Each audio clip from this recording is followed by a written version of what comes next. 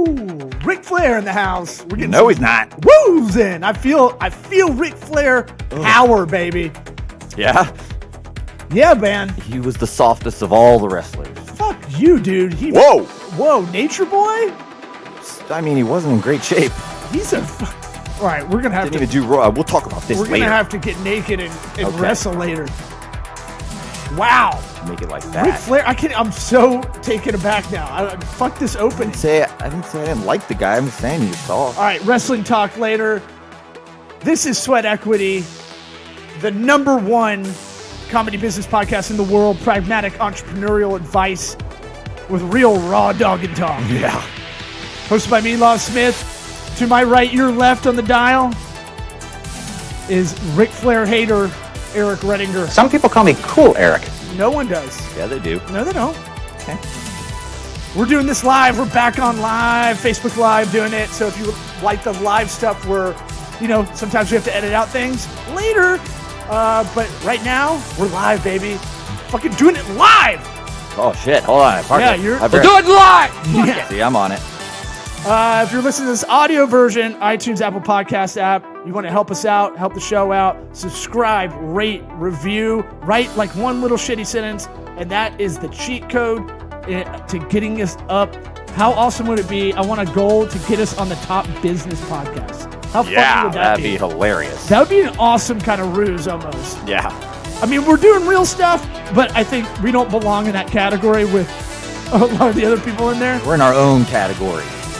This episode is sponsored by ExpressVPN. Try expressvpn.com/sweat, like Key Sweat, like Montez. Is it Sweat. Montez? Yeah, bro. Okay.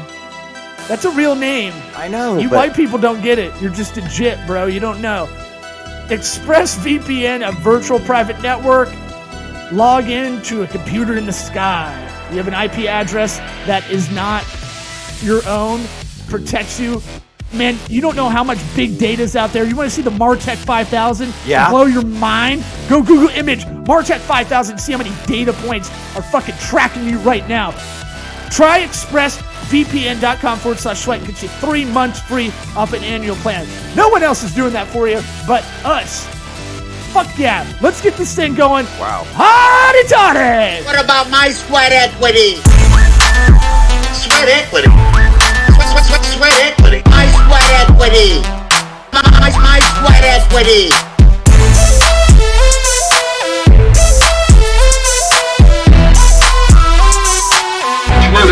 What about my sweat equity? Hey, Eric. Hey, buddy. We haven't done one of these Just Us podcasts in a while, episodes. Yeah, and live. And live. Ooh, lot going on, man. Yeah, and you're hungover. Your dad hungover. Yeah. Because you're hungover at 5 p.m. the next day. Yeah. Well, I'm back on it. How you feeling? I'm all right now. I mean, the place I was at is one of those craft beer places, and I heard the bartender I heard a guy order a Miller Lite, and she's like, actually, we're a craft beer thing, so all we serve is shit that you don't like, and we'll find something close. I'm like, so, of course, no Captain Morgan, but they had something like it. Because you're keto. You keep it as keto as you can. Yeah, I mean, what I was drinking was, I think basically the same, but it made me hungover a lot worse. A lot worse. Did you get white girl wasted and forget to eat dinner? No. Oh. No. I had food before. Yeah, I don't know. It was the booze. It was just the booze. Yeah.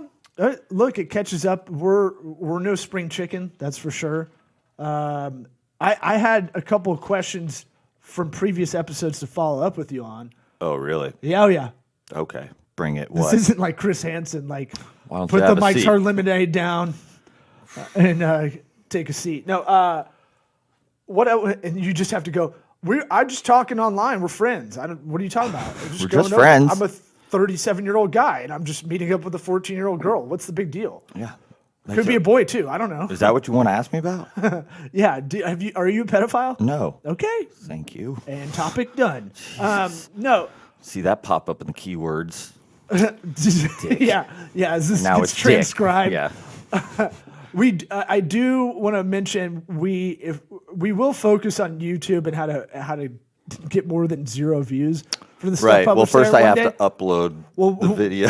One part is, and I love Josh Potter's podcast, and he has a good boy timer where you can't cuss or say anything terrible, because if you have any kind of amount of views, could be big or small, YouTube finds it, scrapes it, or finds that what you're talking about, and is like, we're not cool with that. Yeah. For the first 10 minutes. Right. Isn't You'll that never make it. Isn't that interesting? You'll never make I'll it. make though. it. No, you won't. I just told you right before we started, I've done clean comedy, and 12 And you years said ago. how bad you bombed.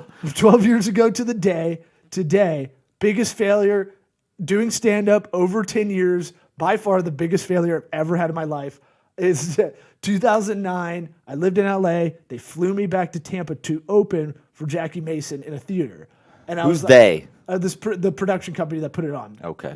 And so I asked because you said your dad was in the front row. So- I didn't know if your dad was the guy who flew you in. thanks for moving the story forward without all the did parts. I?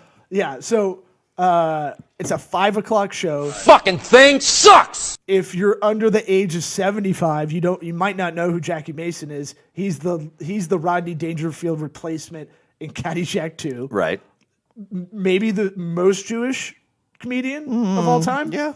Possibly. Yes. And so Definitively. yeah, because that's his act, is to do like Look this. how Jewish I am. Oy vey, I was out, Yeah. and he does this like mumble kind of rap, almost mumble rapper kind of thing. Oh, he was the He just- pioneer. yeah, Jackie Mason's the OG. Now we got to find Jackie Mason overlay it put it over a beat. And so I flew in. It's great because I got like a free trip to come home, see the family.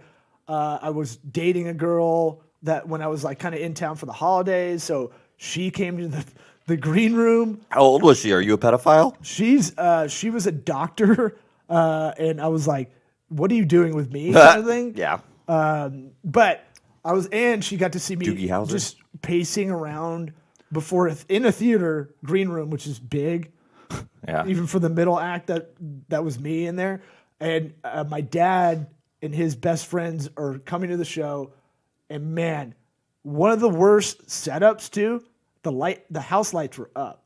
I could see everybody in the audience. They didn't want the old people to fall down. I know everybody in the audience is blue hair. It's fucking crazy. I didn't see, it's either bald or gray as Ric Flair's white hair, all in the crowd, right? Mm-hmm. And it's a 5 o'clock show, sober. Everybody's sober.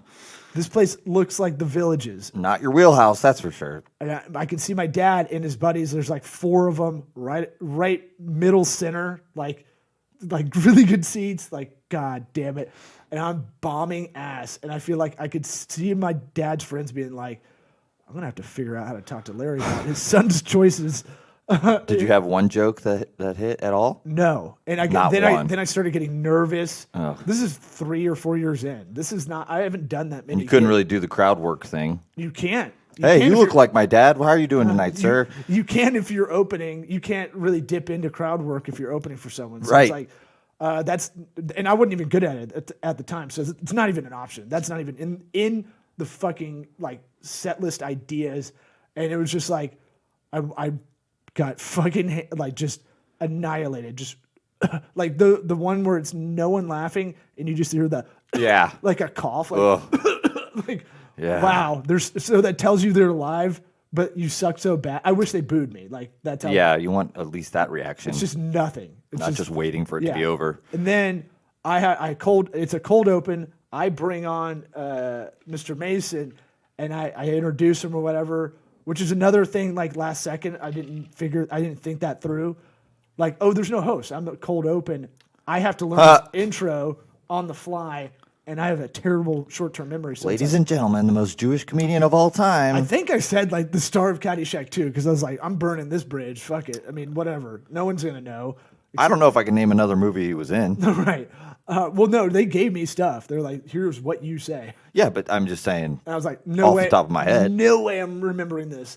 And so I brought him up, and as he's passing me by, he's like, you did okay. Like he took a pause, and he talks faster than anybody in history. And he's like, didn't know what to say to me as I walked by. And I was like, oh, Did it? fuck. You broke him. Yeah. So, But what do you learn from that? We talk about that on this show all the time. Learn from your failures, right? People don't really sit. I definitely sat with that in my head for a while. It really was like. But you would still do it again, probably.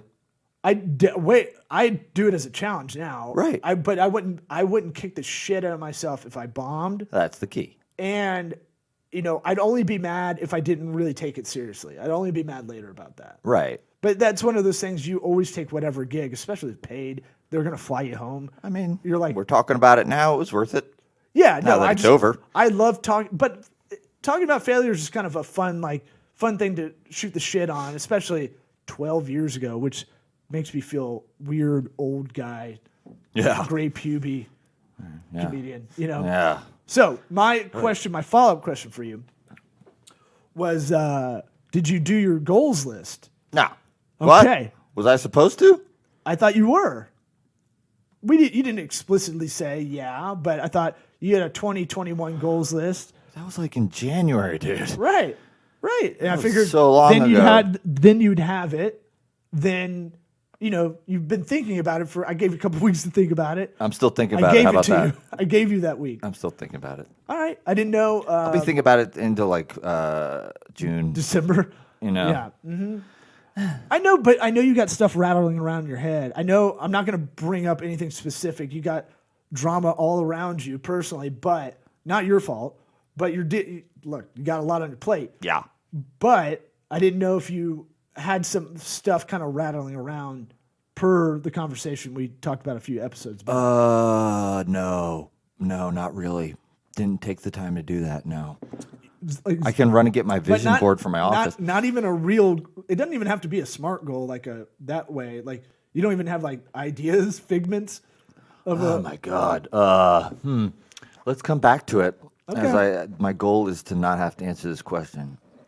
Is your noodle all right? Your brain okay? Not really. I mean, I'm like. Are you on autopilot? No, but I'm not 100%. That's for sure. And you knew that going into this. You were like, "Oh, this is gonna be fun." Oh, like, fine. Look, and then you're gonna hammer me with. I'm feeling good Did today. you do your homework? I've got red pants. Yeah, stand up and show everybody your pants. Yeah, you like that? You like that? Ugh. Yep, they're pretty good. What are they made out of? Something stretchy. You feel that? Stretchy. Because pants don't fit on me. Because you have an ass that doesn't quit. Exactly. How did you know? Did you read my Google review of my ass? We've hung out a little bit. Oh, do I repeat jokes? Do you mention it to every new person you meet? Do Brazilian women stop me in the street to ask for ass tips on how to squat? Yeah. I don't speak Portuguese, lady, but I'll show you how to do it. Put your feet shoulder width apart. Portuguese, the second most popular language in the world. Yeah. That's what Law thought. I thought. Did we talk about that on air? I don't know, but I thought Spanish was number 1. I thought Portuguese was number 2. Yeah, I know. It was pretty stupid. And I was like, English. I thought it was a second language for a lot of people, but What? I don't know. It is. I know, but it's I didn't think about it as the second language for everybody. I don't know. I guess I thought more explorers really did some damage to South America and Africa. Yeah. Without looking it up or thinking about it. Right. But- why would you do that? Well, because I was in target market business mode. Okay, if we can get a Spanish market with what we're already doing in the English market, all we got to do is duplicate that, right? Yeah. All we got to do is Google Translate Well, that is kind of the entrepreneurial kind of mindset is okay, how can I either sell the same thing in different ways, right, as a product, or you're already killing it as a service. You get to a point where you're already successful. Now, can I duplicate this in other markets without having to spend a whole, glut of, new liabilities to do it? Yeah, you have the advantage of being able to think it out and strategize about it. Yeah, and Once so you're successful. maybe I was getting too excited about Portuguese doing work in asses. Spanish and Portuguese market. Yeah. I don't get excited about Portuguese asses. I mean, all I got to do is look in the mirror. Yeah, that's true. after Well, the shower. you need two or three mirrors. But I literally have good. maybe the whitest ass of all time. Whitest? White. Yes. I mean, that's, how could it be? More than any other white man's. I mean, as white as Powder. Remember that movie? yeah. Wasn't that done? Wasn't there like a speaking of child molesters? Wasn't there the director was like a chomo? You know, that's what they call child molesters in prison. I didn't know that. Yeah. That's good though. You never knew that? And No. I said, "What up, chomo?" to you a bunch. Oh. You never. Ow. I get it. No, I didn't know that. Just like I'm not The going to. director was okay, cool. Something about that movie, like the whole production of it, is like a weird pedophilia kind of ring of some sort. Yeah. I don't actually ever remember seeing it. No, I never saw the movie. Too creepy. Guy's too creepy. Well, it was like what I want to. It's like my buddy tells me how pissed he is when he sees. This is when it was more popular. Diary of a Wimpy Kid. It was kind of in that zone for me. It's like, what do I want to watch this for? Like, Yeah, what? Is like, that a and is that a message? Diary of a Wimpy Kid. Yeah. Because that implies there's going to be some kind of retribution. But but also like Wimpy is empowering. Right. Yeah. We're It's just like, well, no. That's kind of a mindset thing that, it's not really okay to be mentally wimpy. Right. It has no physical attribute. I mean, it's correlated to it, but really, wimpy, you're making a wimpy mindset. Yeah. You're like a tree frog, right? You have a higher pain tolerance. I'm arguably a way bigger wimp. You have a better pain tolerance than I have. Oh, thank you, I think. Well, you are like a tree frog. Okay. You're lean. Why around. tree frog? Because if I said toad, it's not as funny. It's that would have not specific. been as It's funny. specific, yeah. That's what Jackie Mason told me after the show. He goes, "What do we, he goes, you need what I learned in the Catskills. Here's what it is. Be specific." Okay. Yeah. Anyway, what were we talking about? I don't know. It's quite the tangent. I know. Tree frogs. I know. I'm so. I'm in tree a frogs mood. have feelings too. No, they don't. Oh. They're amphibians. They're real? reptiles, man. Yeah. You're cold blooded. You're cold blooded like that. Okay. You're dead on the that's inside. pretty cool. That's pretty cool. I'll take it. Yeah. Pretty cool. For sure. Yeah. Yeah. Webbing between my fingers and stuff. Yeah. I like it. Yeah. Well, you better remember what you wanted to talk about because I don't remember. I got some I stuff. told you my brain is done. I don't know if it's gonna fill the whole time. No. We've never had a problem. I've been thinking a lot about. I am in a giggly mood.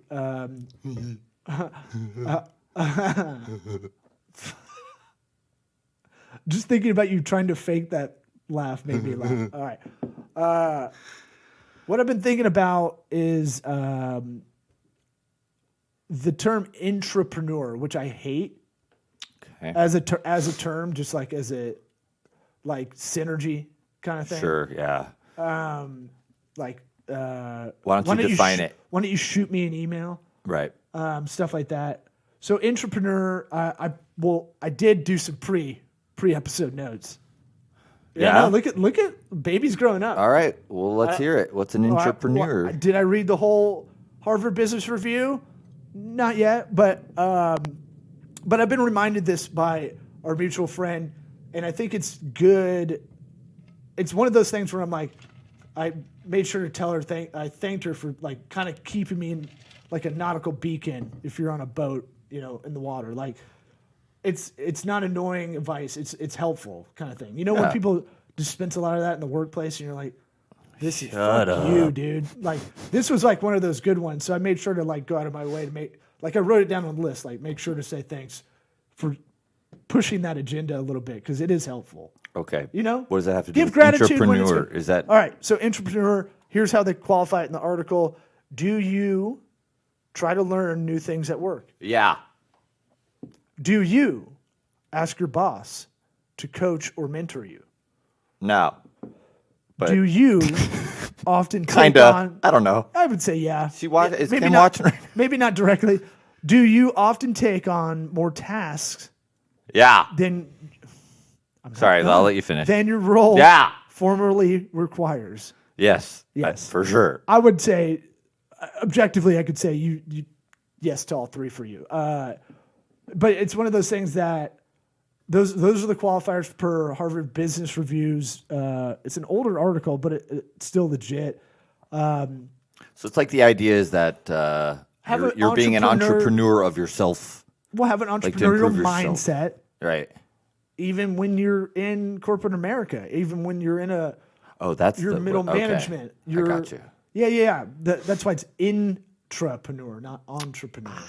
And so that's why the phrase sucks, because it's like It doesn't. It doesn't implies, really roll. Yeah, it implies that you're working on yourself or something, no matter what. But kind maybe of that's job the sticking power of it. We're talking about it, right? Am I Yeah, right? I hate yeah, I this. guess. I hate those people. We're talking about that ad, aren't we? Right. Yeah, baby It worked. monkey or whatever.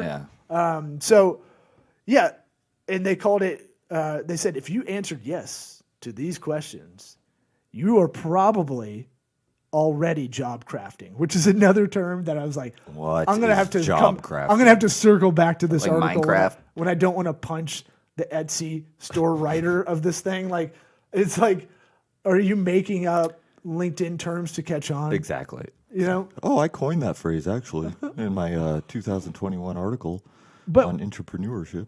I do like the Confucius quote in here: "Choose a job you love, and you'll never have to work a day in your life." You can poke holes through it. It's That's a Confucius quote? Seems more modern. as Confucius allegedly said in the article. Oh. It's Harvard Business Review. They run through it. Okay. It's my favorite nerd periodical. But well, it's one of the few things that's still doing like legit articles. Yeah, that's for sure.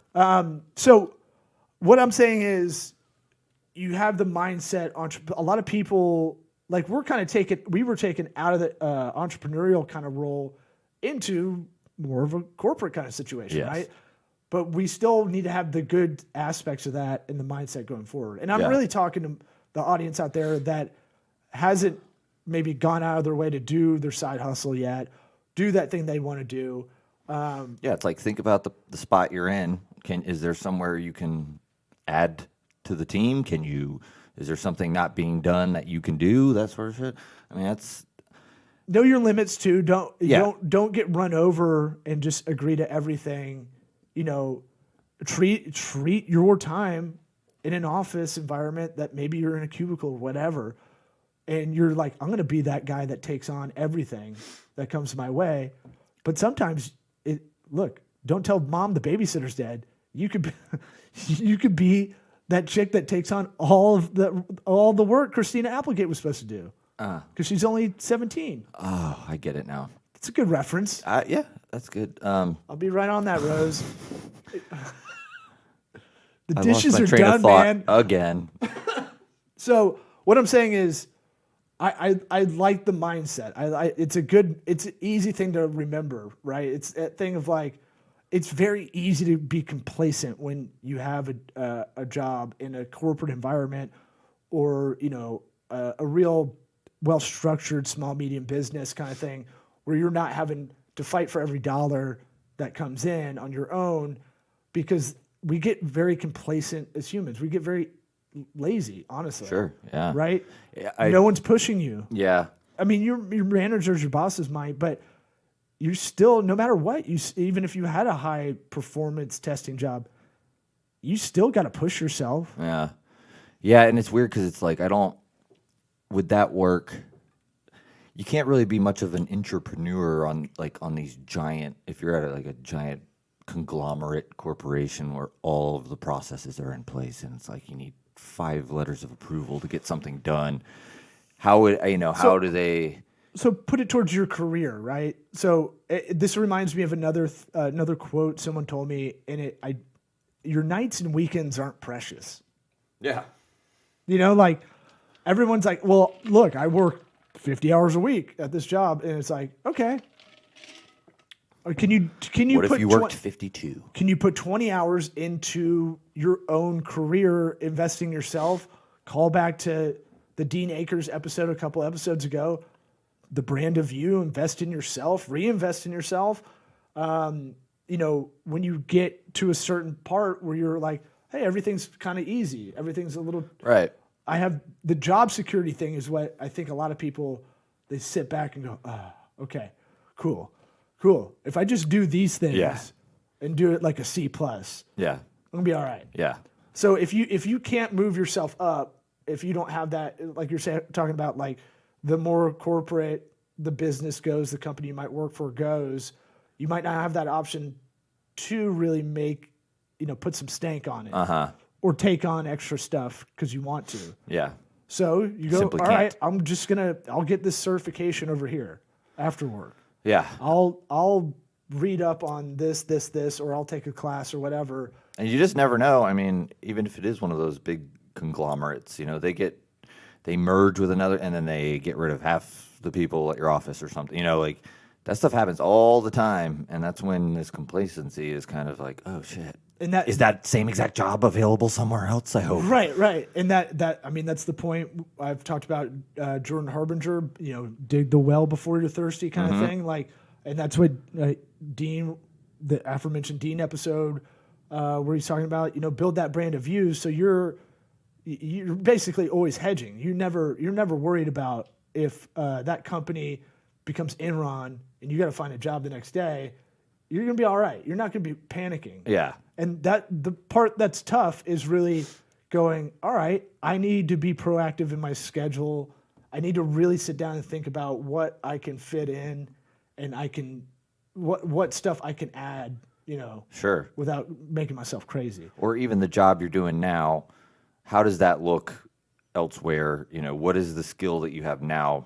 How is that transferable? Like, do you understand the concepts behind what you're doing, whatever that is, or are you just following the steps that were taught to you when you got the job? You know what I'm saying? Like, Yeah. Are you understanding you the a do overall boy? business idea of what's happening, or is it just like I'm just here to do this one little tiny part? Right. And you could think about it, if you really want to think about it in a fear kind of way, like if it did go Enron style, boiler room, you walk in, it's just phones on the ground kind of thing. Yeah. What's it called? What would you talk about at your tenure there as like 3 stories where you made impact that were legit stories? Yeah. And you better have them because your next job, that's what they're going to ask you in the interview, one of those stupid questions. Yeah. Definitely ask it all the time. Yeah. And just think Ric Flair's going to ask them to you because it'll be up in your face. It'll be giving you a lot of woos. And you won't know Spitting on you. You won't know how to handle it. He Yeah. might punch you. Yeah. He's a wild guy. Yeah. Who knows? But it's that thing of like the entrepreneurial mind. It is a little bit, if I can play, Mr. Optimistic, it is a lot of the time a good situation if you can have that entrepreneurial mindset while having, the benefits of a solid job kind of thing, and go Steve Martin rule on it, be so good they can't deny you. Right. Right? Yeah. You're Teflon. No one can call you out on anything. Yeah. You're that go-to person. A little bit off office, outside of the office. If these worlds are blended now. Yeah. Like you're going to be Facebook friends probably with your, if you're over 35, you're probably going to be Facebook friends with your coworkers at some point. Sure. Yeah. Right? It'd be weird if you weren't. But I mean, Nobody would trust you. that's a weird Ain't moving world up in the world we're in without- too. with that, yeah. And you get judged that before you get the job and during and after, and Sure. because people are voluntarily giving it out there. That's the other side of that coin. But it's that thing of like, be the mayor of your own town kind of thing. Yeah. I like that. I'll give you more idioms. That I can Oh, think they're of. so brilliant. These aren't mine. Those are like tried The true. pilot of your own plane. Do 3 more. I need 3 more. Be the jockey of your own horse. Ooh, all right. Did I say the plane one already? Let's see. I'm not giving you 3. I'll give you 3 on the next episode. Exactly. So, long story, boring, as Brett Ernst would say. That's that thing of like, that's been helping me kind of keep a bit of a mantra, right? When you a lot of people can get pity, or they can just get like, just take it easy, because that's what's provided to them.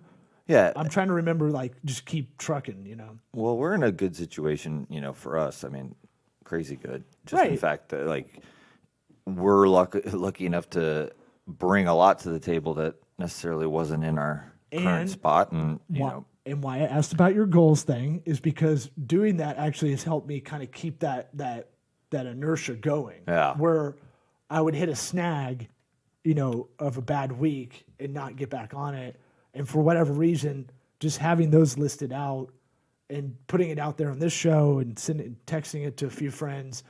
It's one of those things that I feel horribly embarrassed sending that because it feels like 4-hour work week kind of. I watched the Tim Ferriss YouTube video. Now I'm motivated, and I don't want to be, and I think about it. I go, I don't want to be that person. Right. I don't want to be I'd rather be the entrepreneurial person that no one knows you're doing that stuff than the opposite. Yeah. But you know that if you do that, you're more likely to be held accountable. Yeah. To yourself. Right. And I know really, nobody's going to call you and be like, "Hey, what's the deal?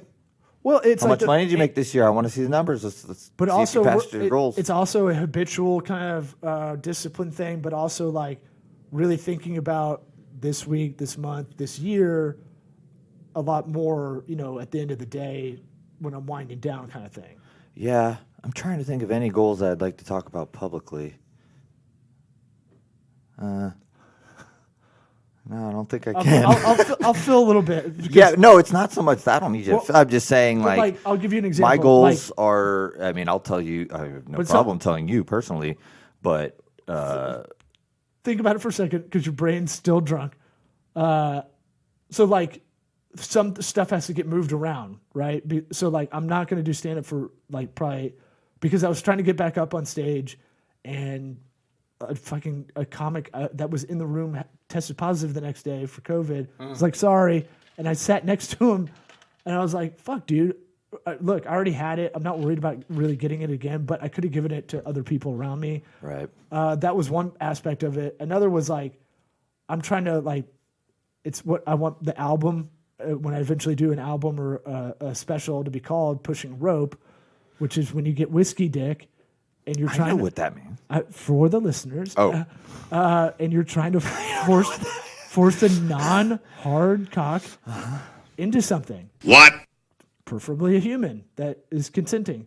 But What? It's one of those things where it felt like pushing rope a bit. And so I was like, all right, I'm going to take like to the Ides of March 15th, and I'll just regroup and I'll focus on writing a little bit more until that. Yeah. And then set up some other things in my life. So I'm not. Better get some dates set up after March 15th, though. That's what I'm saying. But set up some other stuff in my life so it's not stressing. I'll do that one too. I'm gonna do a comedy album. Okay. Can I do yours? Do my comedy album? No, do your goal. Yeah. Good. You do whatever you want. I'm just saying. What kind of comedy album? Like a audio? You gonna do stand up? Yeah, sure. Yeah, sure. Yeah. Yeah, yes, sure. and. Yeah. Yes, and sure. Yeah, sure. Mm-hmm. You gonna do a comedy album or are you gonna do an audio? Yeah, sure. Why wouldn't you put the audio out if you're gonna do an album? I was just vamping a little bit to give you some time. No, I'll do it. Put it on the books, everybody. Dude, you are checked out. Yeah. No, I'm not checked out.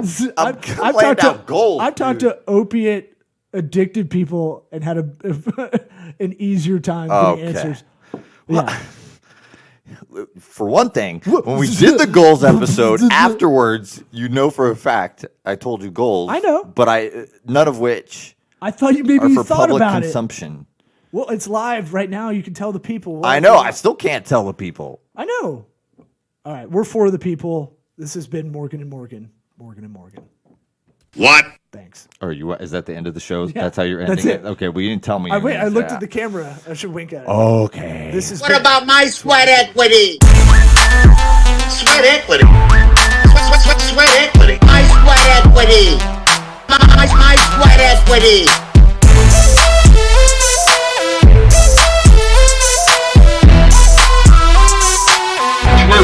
What about my sweat equity?